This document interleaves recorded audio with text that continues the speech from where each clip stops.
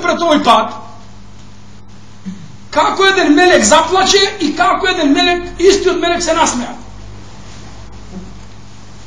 Vika Allah Đelešanuhu mu naredi na melek da odi da mu azeme duša na jedna žena po srede pustina. I melekon na smrt, što go vika nije Azrail ili melekon maut, melek na smrt. I dođa melek na smrt Azrail po pustina da je azeme duša na jedna žena. Koja dođa Azrail, melek na smrt, koja gleda žena, a vora se doji dojenče, doji bebe. I сега гледа, treba da ja zemeš душата на таа жена. А тоа бебе и мелекот заплаче. Ако ја земе душата на ова жена, што ќе биде со ова бебе, со ова доенче? Али наредбата на Аллах Джелешануху е пред се. И таа мора да се изврши. Последиците само Аллах ги знае. Зашто Аллах Джелешану вика: "Ја ибади, о мои робови." Како сме ние робови? Дечи, дуња сиџул муъмин. Овој дуњалук е затвор за верник. Ние сме робови. Ние не можеме да правиме што сакаме. Ти не можеш утре да станеш и да правиш што сакаш. Ти имаш план и програм како да станеш утре за бајле, што да јадеш и кои обврски да ги извршиш. И мелекот заплаче како да ја земе душа на оваа жена со доенче. Али мора да изврши таа наредба на Аллах.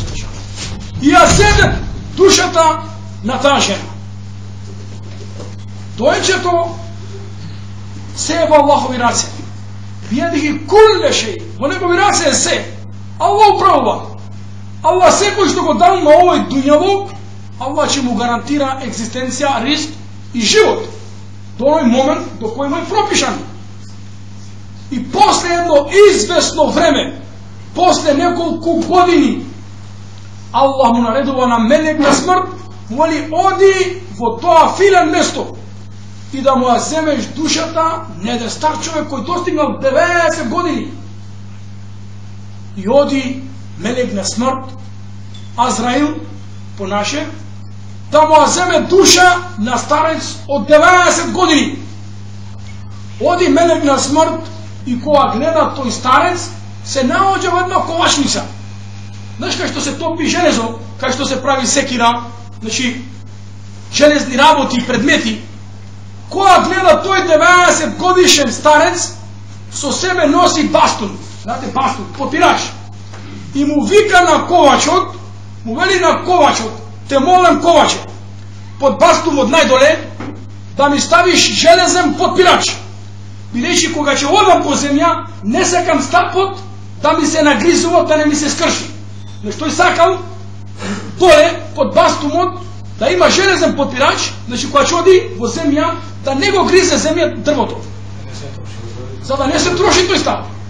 Мелекот на смртта го гледа овој стар човек и почви да се смеи. Вика: "Ја Аллах, вика, јас дојдов душа да му ја земам, а тој е овој стар човек кој има 90 години и ще мисли да живее кој знае колку на 100. Али Аллах Джелешану му рече: "Земи моја душа." И мелекот почна да се смее со настанот на старецот. И тогаш Аллах Джелешану еуха илейхи, Аллах му објави: "Инна лази абкаке хуа лази абхак." Оној што претходно те расплаче, тој е истиот оној што сега те смее. Кој е истиот? Она бебе кој беше во пустина, кој се доеше на мајка му, кој беше мало, кој ти мислеше што ќе биде со него, сега достигна 90 години и плюс се надева дека ќе живее на 100 години. Е, тој е човек. За човек мисли дека долго ќе живее, а не знае дека, вели пегамбер саллаллаху алейхи ва селем: "Ла мауту акрабу ахадикум мин ширакин алейхи." Смртта е поблиску до вас од врвките од вашите кондури. Ти немаш време да речеш утре. Нема човек да рече утре. Илла иншааллах, ако Аллах даде. Тоа мора да го речеш. Мора да го речеш.